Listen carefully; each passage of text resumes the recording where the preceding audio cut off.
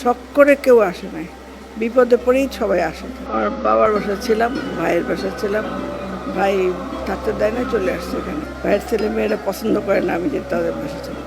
যদি তাদের বাসা থেকে যায় এক নাগারে না কিসের জন্য তা আমি বলতে পারি না। মেয়েরা ঘর বাড়ি করবে, রান্না করবে, খাওয়াবে দাওয়াবে, বাচ্চা পালন করবে, সব করবে, কিন্তু মেয়েদের কোনো অস্তিত্ব নাই। সবই করবে কিন্তু তাদের কোনো অস্তিত্ব নাই, তাদের কোনো পরিচয় নাই, তাদের কোনো ঘর বাড়ি নেই।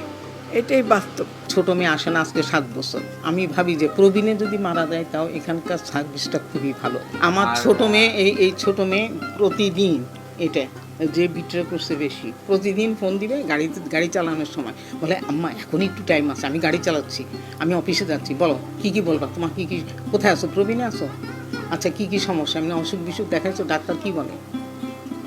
তো আমি বলছি হ্যাঁ ডাক্তার দেখাইছি, তোমার এত কথা শুনে লাভ নেই।